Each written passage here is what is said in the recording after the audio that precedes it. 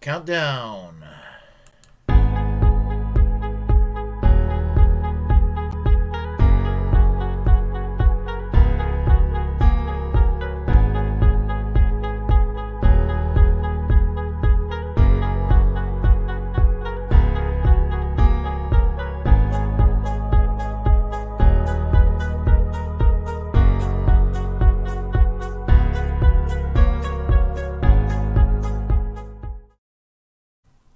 Good morning. I am here to share some politics with you all.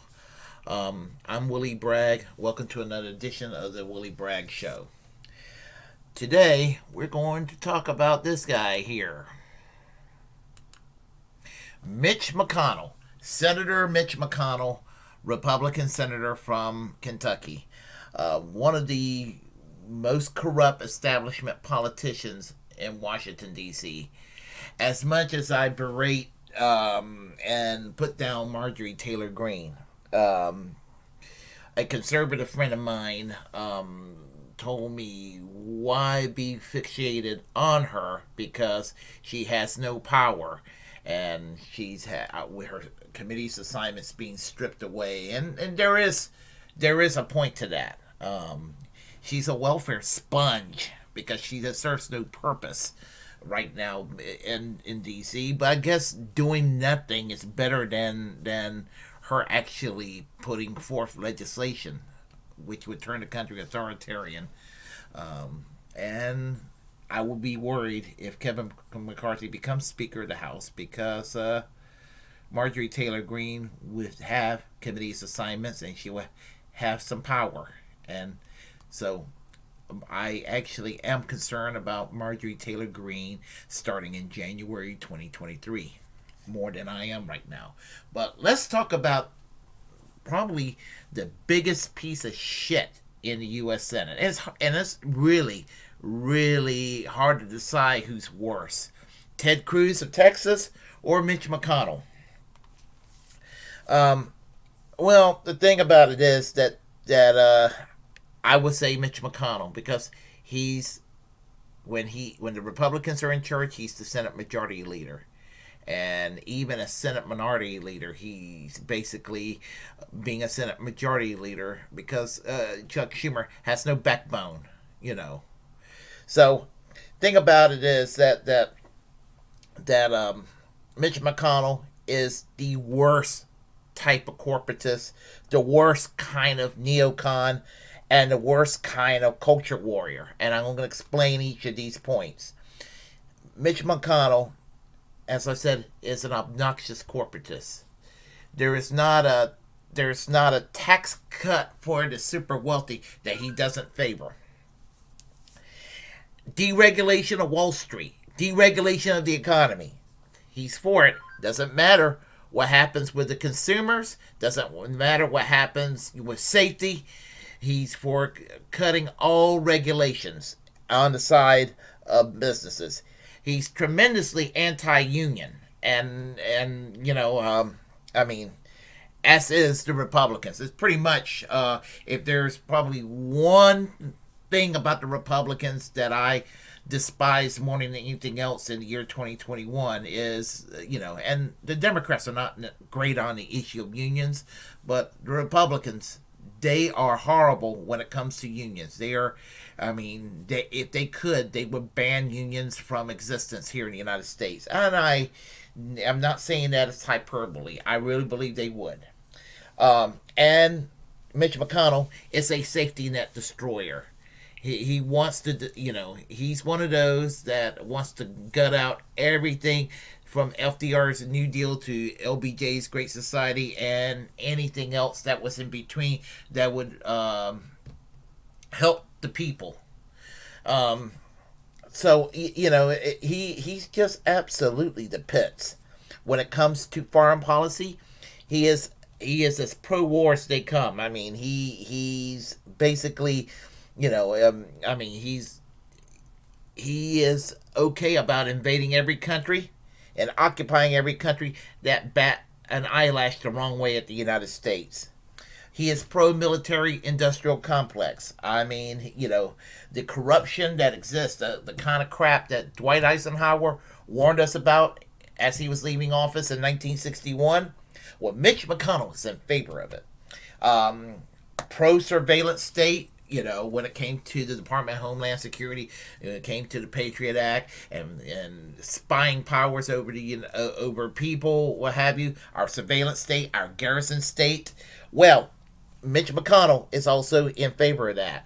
Now, it's really weird because the junior senator from that same state of Kentucky, Senator Rand Paul, while he is terrible on economics, at least on foreign policy, if the Republican Party could listen more to Rand Paul,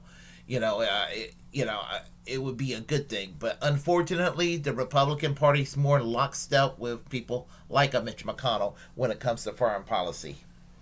In spite of the populist messaging of Donald Trump in 2016 saying he was going to get us out of these neocon wars. Well, when you have neocons in your administration to appease the establishment, they're going to go and turn people like Donald Trump into a cuck on foreign policy.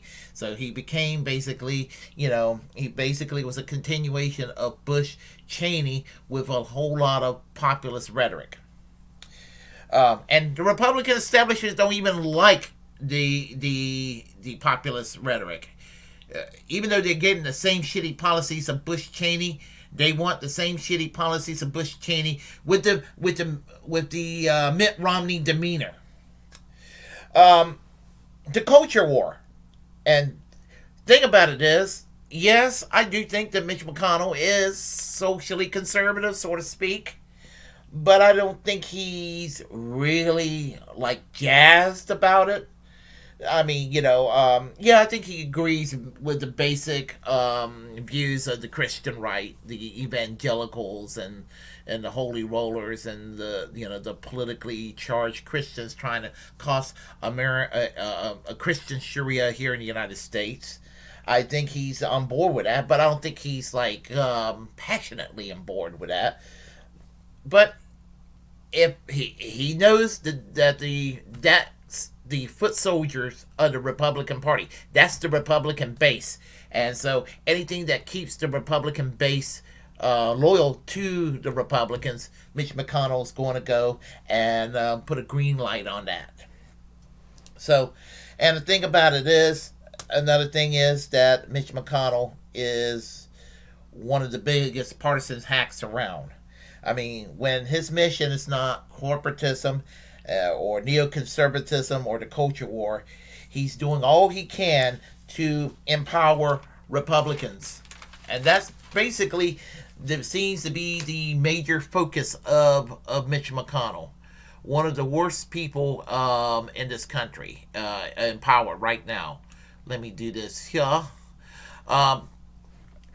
Well, last week, Farron Cousins from Ring of Fire, and if you are not familiar with Ring of Fire, I believe they're still affiliated with the Young Turks. It's probably one of the few. If it's affiliated with the Young Turks, it's probably the only decent program on the Young Turks these days. I know there I go bashing the Young Turks again. Suffice to say, he did a great commentary on Mitch McConnell and the courts, and it's called "Mitch McConnell Begs Democrats Not to Touch the Supreme Court." And I'll make some. I'll share some words afterwards. So let me get this ready here. Okay, all right. I'm sorry. I know how to use this software now, but I'm just not smooth about it. So here he is. It's a short. I'm not even going to speed it up because Farron Cousins is straight to the point about stuff. So here we go. Did you know that in addition to being a United States Senator from the state of Kentucky, Mitch McConnell is also royalty? For you see, Mitch McConnell is the king of hypocrisy. Recently, The man wrote an op-ed for the Washington Post where he effectively begged Democrats, and attacked them at the same time, for anything that they may or may not do to the United States Supreme Court, because, as Mitch McConnell says, we got to protect the integrity of that court. Of course, in order to do that, you got to forget what I've done for the last 6 years to that Supreme Court. But seriously, Democrats, please don't touch the damn court. Let me read this. Judicial independence is as fragile as it is important. The framers of our Constitution took great pains to protect it. Every single American deserves every possible guarantee that they will receive impartial justice. It would be beyond reckless for Democrats to smash this centuries-old safeguard in a fit of partisan pique. A fit of partisan pique. Wow, those are fancy words, little guy. But you want to talk about fits of partisanship? Yeah. How about Merrick Garland? Does that name ring a bell? Current Attorney General of the United States, who should be serving on the United States Supreme Court. You're the reason he's not. Because you played politics, partisan politics, which you say right here is horrible for the court. You played partisan politics with the court. Because you said we can't put anybody on the court in an election year, and then you turned around last year and put somebody on the court in an election year, Amy Coney Barrett, after Ruth Bader Ginsburg died. Now, Mitch McConnell knows all of this, right? He's not accidentally being hypocritical. He's almost doing this intentionally, trying to gaslight us. And honestly, in my case, it's kind of working because I'm getting furious, and it's making me feel like I am crazy. But Mitch McConnell knows exactly what he's doing. And he's able to do horrible things like this and say incredibly hypocritical things like this because the rest of the country has already moved on. Hell, most of the country doesn't even know who Amy Coney Barrett is. A year ago, they could probably tell you, but now they've probably forgotten the name. The American public, as I continue to tell everybody, has the attention span of a drunken goldfish. You know, if it's 2 months in the past, it may as well be 200 years in the past with the American public. So they forgot about Amy Coney Barrett. They forgot about Merrick Garland and Scalia's death. No. They're all focused now on the fact that Democrats are trying to destroy the integrity of the court and make it into a partisan sham. Which again isn't true. They should. The Democrats absolutely should. And I don't want to see them just add 4 seats to that court. Nah, if you're going to go big, put 10 more seats on that court. The whole damn thing's a joke anyway, so why not make it look like one? Put 20 seats, put 100 seats on there. I don't care. The court is a joke. And it's a joke because Mitch McConnell turned it into one. So beat him at his own game. Make him look like a fool. Do whatever the hell you want, because I promise you, the public's going to move on from it, just like they've already moved on from all of Mitch McConnell's hypocrisy. Hey, thanks for watching, and if you want even more Ring of Fire, we encourage everyone to like, comment, share, but most importantly... Okay, yeah. Well, I urge you to subscribe to Ring of Fire. It's a good channel. He's quick and to the point, and he probably is the only person other than myself that criticizes Marjorie Taylor Greene more than I do. But anyway, the thing about it is, I agree with his passion and anger about stacking the courts. And there's a part of me that says, do it. Because but the thing about it is that the Supreme Court's gone so far to the right that, right now, it's going to be a generation or two before the damage could be undone from what was done in the previous 4 years under Donald Trump. I don't believe that Donald Trump is as right-wing as his base. I don't think Donald Trump stands for anything. But Donald Trump will deliver to his base, and he deliver right-wing judges, and that made the right wing in this country very happy. And Mitch McConnell, who I do not think likes Donald Trump on a personal level, I do think that he was all too happy to assist on Trump in furthering the courts to the right. And the thing about it is, to stack the courts, to have them packed. Democrats are not even trying to give us $15 an hour. They're not trying to give us Medicare for all, let alone a public option, or negotiate for lower drug prices, or even give us free community college through the Build Back Better plan, or anything like that. They have squandered opportunity. They're scared to govern, and are scared to govern effectively. I mean, and they don't have balls to do what it takes to lead. So, thing about it is, I've heard people say the Democrats are going to pack the courts. And there was an attempt under Roosevelt to do so. And I kind of wish it would have been done back then. We would be a different country today in a lot of ways. I think we would be a more social democratic country had it been done under Roosevelt. But what I'm finding problematic about packing the courts, yeah, you go and pack the courts and you put a couple of people in there. What happens if Joe Biden's a one-term president? Then you get Donald Trump coming back in there. Or you get Tom Cotton. Or you get Ted Cruz. Which I will argue, as I normally do, that they're worse than Donald Trump. More right-wing. I mean, they're the true believers. So is Mike Pence. Those motherfuckers are the true believers. Donald Trump is empty. And the thing about it is, I will argue that the way to do this is to have set up term limits for the courts. And that way, I'm not a Democrat, but I'm ideologically partisan enough that I will want, when the Democrats are in power, I will want them to do what is the right thing to get at least a few of the pet issues where I kind of would overlap with Democrats to have done, to have achieved. And, in other words, for Democrats to be what they're supposedly supposed to be, the political party looking out for the little guy and the little gal. The party of the people. Well, here's the thing about that. Democrats are too scared to govern. So I don't think they're going to do anything to the courts.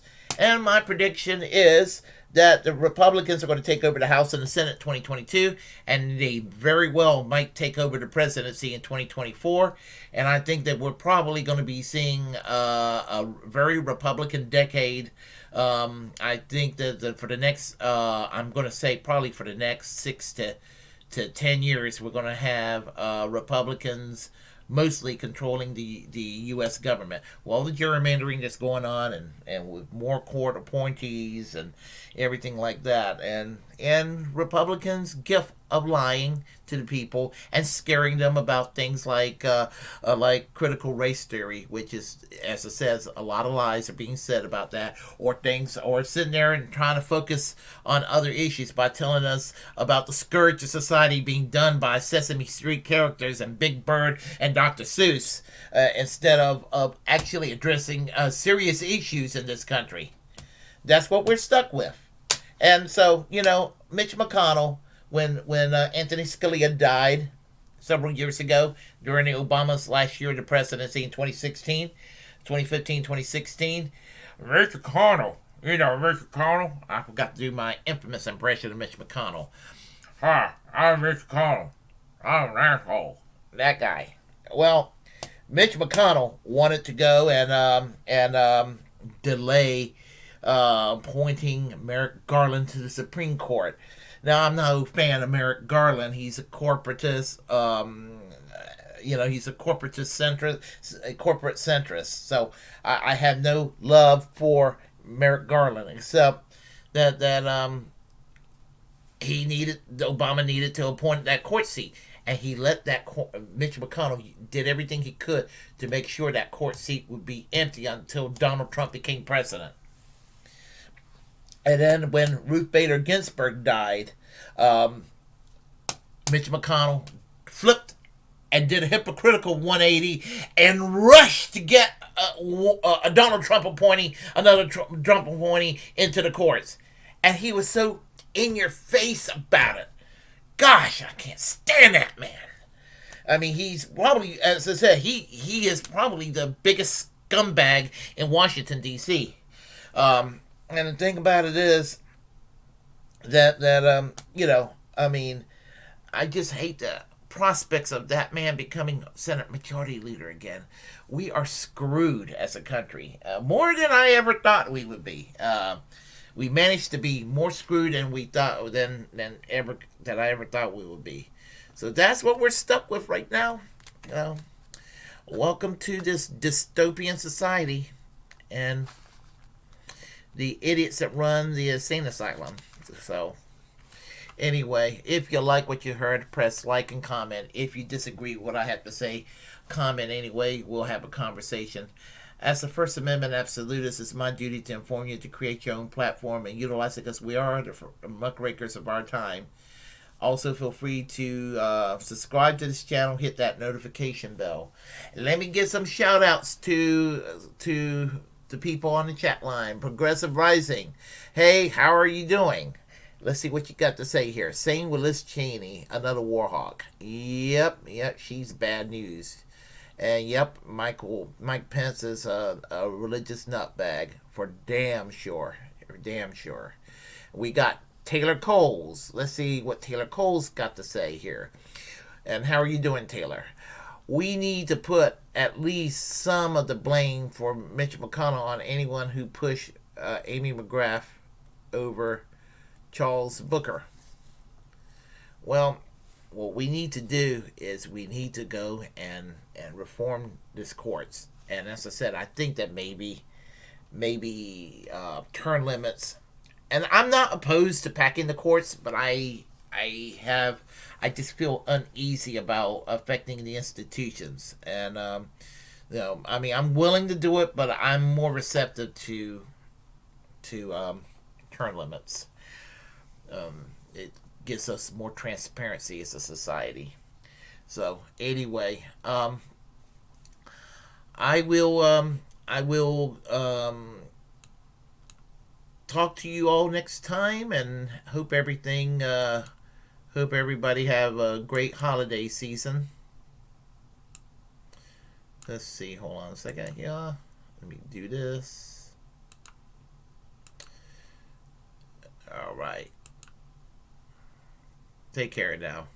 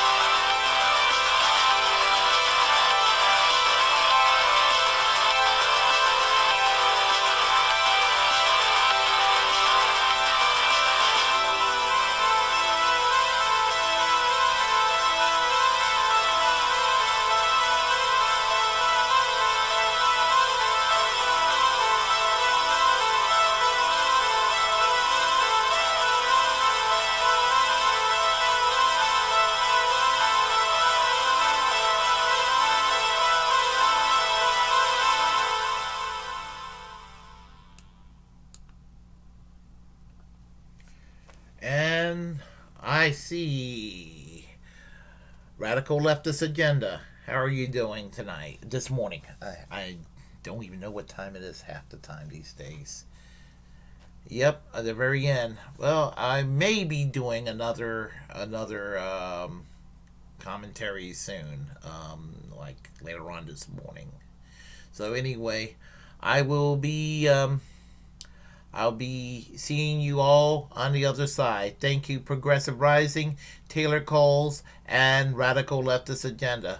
It's great seeing you all here this morning.